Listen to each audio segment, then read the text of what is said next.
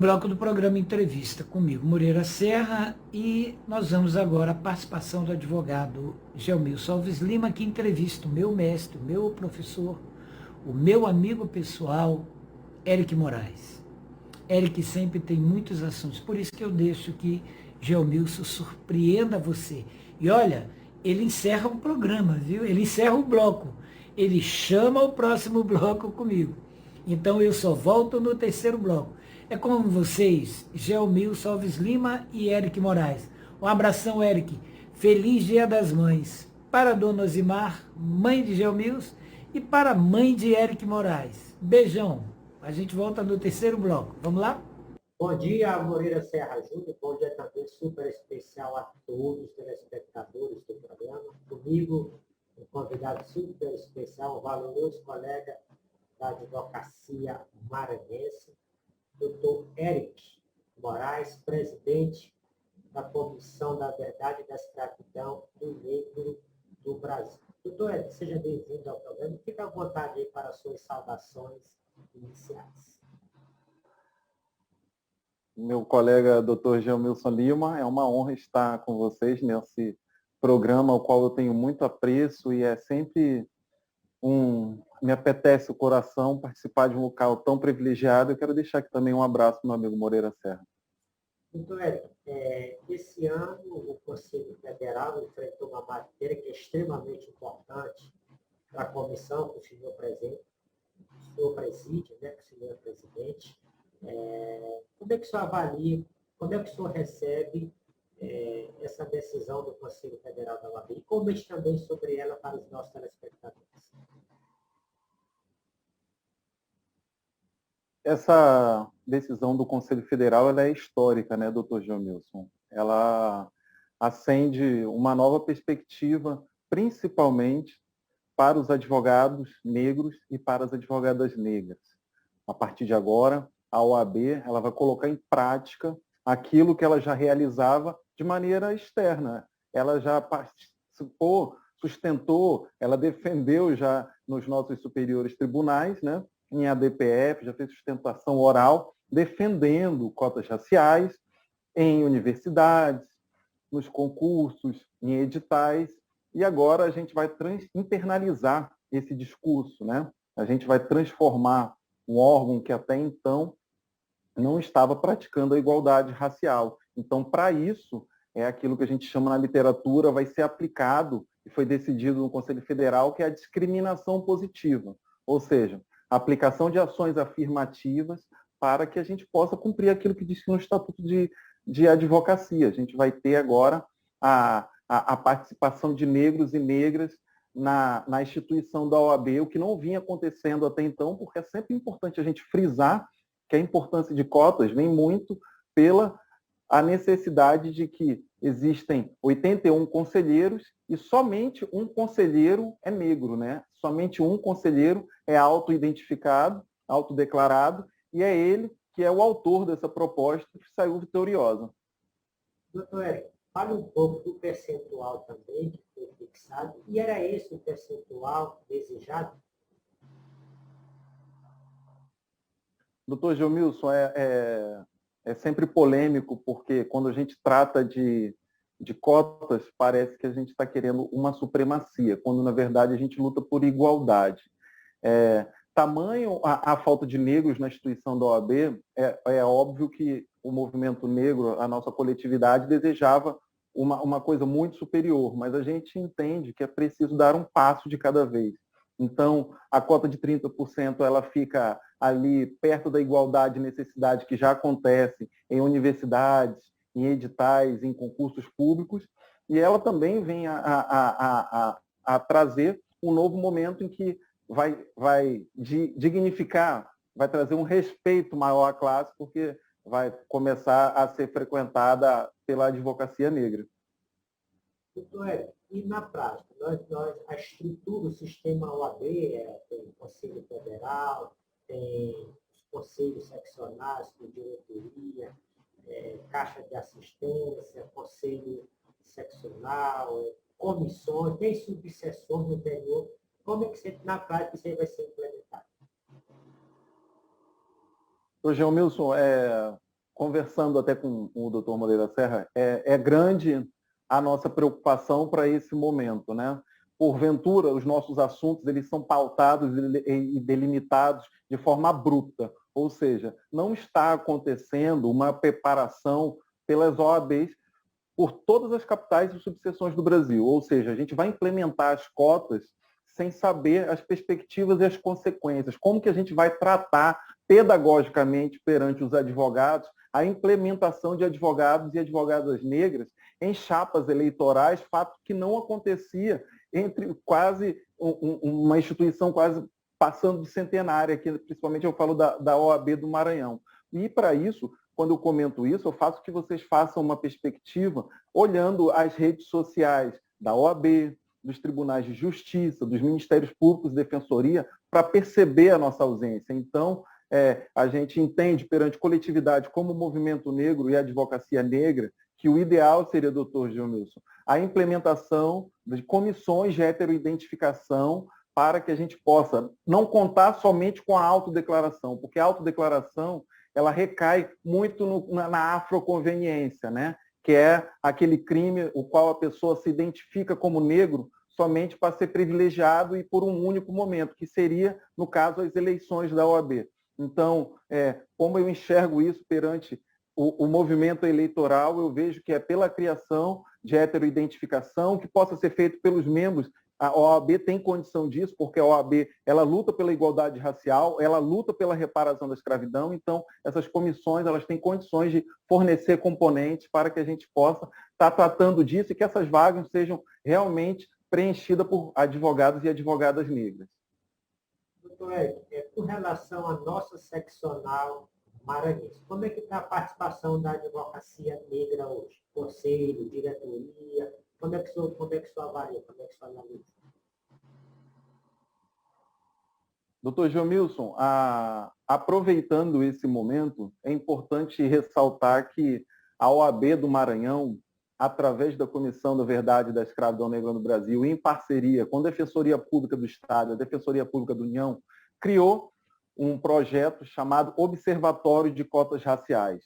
Ou seja, já é um projeto que já vai ser utilizado para as eleições da OAB. Qual que é a finalidade desse projeto?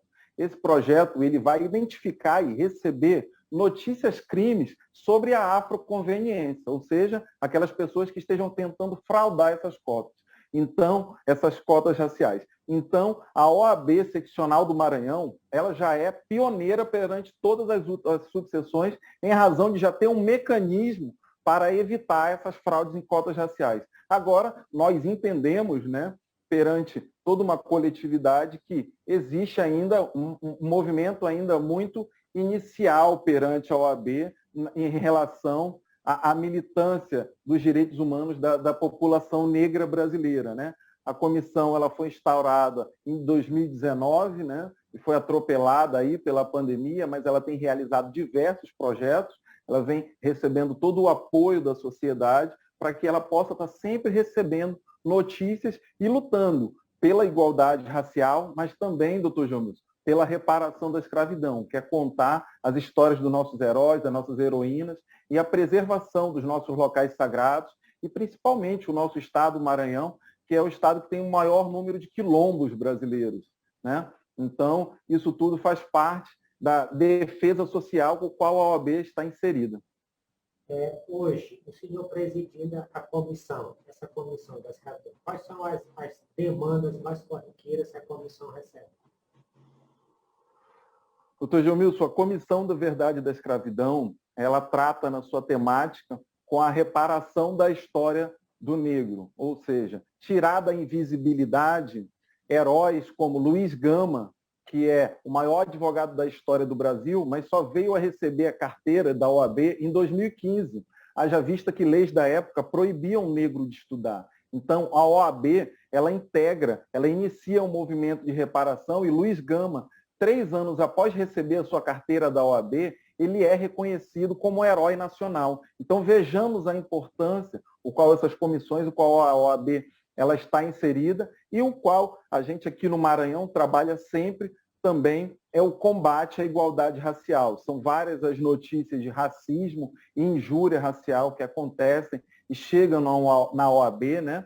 A gente percebe que é uma crescente, a gente percebe uma evolução dessas denúncias de crime. Durante a pandemia, aumentou-se, né, essa demanda, porque é durante esses momentos de crise que os direitos humanos são abandonados e, por vezes, até pelas próprias autoridades brasileiras. Então, não tem sido fácil o combate, que precisa ser necessário e constante, mas que tem sido tratado com muito respeito pela OAB. Doutor Eric, e a pessoa que ela sofre algum tipo, como é que ela faz? Algum tipo de crime, algum tipo de injúria, de calúnia, como é que ela faz para acionar a comissão?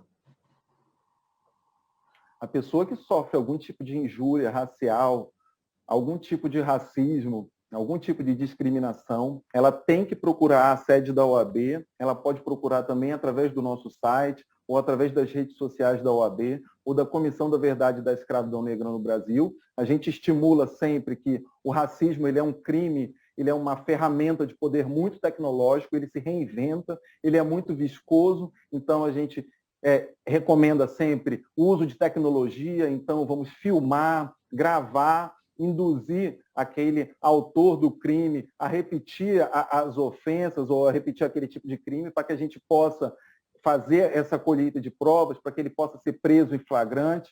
Mas também a gente entende que, por vezes, o racismo ele é tão violento, então não vai existir essa possibilidade da colheita de provas. Mas a gente entende que é realmente necessário fazer essa denúncia, porque até mesmo quando essa pessoa for notificada para prestar um depoimento, se ela for uma pessoa racista, ela vai repetir perante as autoridades aquele tipo de comportamento e ali pode ser criado e provado que ela é uma pessoa praticante daquele tipo de crime. Então, ela tem que procurar a OAB, ela tem que procurar a Defensoria Pública do Estado, ela tem que procurar a Defensoria Pública da União, a Polícia Federal, para comunicar sempre para que a gente possa fazer o efetivo combate dessa mazela que já deveria ter sido exterminada da nossa sociedade.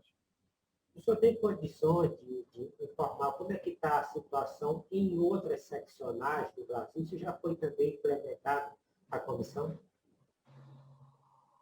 Sim, doutor João Milson, eu faço parte do coletivo de advogados, juristas negros e negras que pautou, né, perante todo o Brasil. A gente fez várias lives, teve palestras, eu pratiquei e dei algumas palestras junto com advogados e advogadas negras de todo o Brasil, o qual a gente pôde fazer o convencimento dessa temática.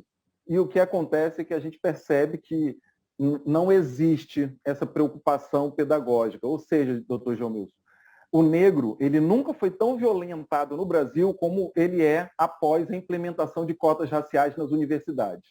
É a partir dali o estopim que passa a ser acelerado uma sequência de violência contra a população negra, que foi justamente a primeira política pública de reparação, primeira e única política de reparação pública da história. E desde então a gente vem sofrendo muito violência, porque isso é feito de maneira abrupta, não é cuidada, não é planejada, não é feito de maneira estratégica. Então, todas aquelas falhas que acontecem, e você sabe melhor do que eu, quando acontece uma implementação de uma lei, né, acontecem ali algumas falhas em alguns artigos, existem algumas lacunas. Então, a luta pela heteroidentificação, haja vista que foi implementado cotas, mas não foi institucionalizado mecanismos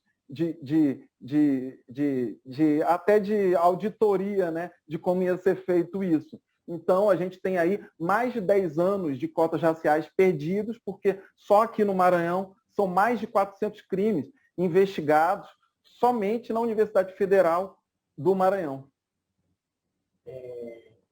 O que o senhor espera, o que o senhor aguarda após a implementação dessa conquista, né, muito justa, que é a questão das cotas, no dia a dia? Como é que vai ser o dia a dia da implementação desse direito com os colegas da advocacia, com os colegas dirigentes de ordem, de conselho, de comissão? Doutor Geomilson, o principal nessa mudança histórica à advocacia negra vai ser a nossa representatividade. É sempre importante citar a todos os telespectadores que a OAB indica representantes para participarem de tribunais, superiores tribunais. Então, essa representatividade vai permitir com que toda a nossa vivência, toda a expectativa, toda a realidade do homem negro e da mulher negra possa a fazer parte ali do sistema judiciário brasileiro. A gente sabe que todas as instituições, eu vou repetir de novo, Ministério Público, Defensoria, tribunais de justiça, a própria OAB, não existe a representatividade negra. São órgãos, como a gente chama na literatura, completamente embranquecidos, né? Então, a gente tem que colocar em prática aquilo que diz o Estatuto da Advocacia e a Constituição, que é lutar pela igualdade racial, oportunizar, criar a discriminação positiva, como a OAB fez, se não houver aquele espanto ou aquela própria vontade perante as instituições. Então, esperamos que seja um novo marco. A gente sabe que vai ter consequências boas, vai ter consequências ruins, mas a gente sabe que é necessário e vai ser de extrema importância, histórico, para que a gente possa trazer a diáspora afro-brasileira para o ordenamento jurídico brasileiro. Doutor Érico, infelizmente nosso tempo chegou ao fim. O programa parabeniza toda a advocacia negra por essa conquista das cotas e fica à vontade aí para as suas considerações finais. Eu agradeço, eu venho relatar à sociedade a importância das cotas raciais, trago sempre o exemplo de que os negros eles eram proibidos por leis de frequentarem instituições, de receberem educação, de receberem saúde, e que toda a manifestação, a gente conta com a manifestação não só dos negros, mas de toda a sociedade brasileira, maranhense, porque não vai existir um país rico se a gente não combater a pobreza. E a gente precisa trazer que os indicativos demonstram que a população negra ela sofre bloqueios econômicos, políticos, sociais, que a impedem de crescer economicamente. Então, para que a gente seja um país de primeiro mundo, a gente tem que tratar as nossas leis e os direitos humanos como um país de primeiro mundo. Eu agradeço muito estar participando desse programa, que para mim é o mais marcante da advocacia maranhense, e agradeço aos baluartes, doutor Gelmilson, doutor Moreira Serra, pela oportunidade. Obrigado, doutor Érico Emanuel Silva Moraes, presidente da Comissão da Verdade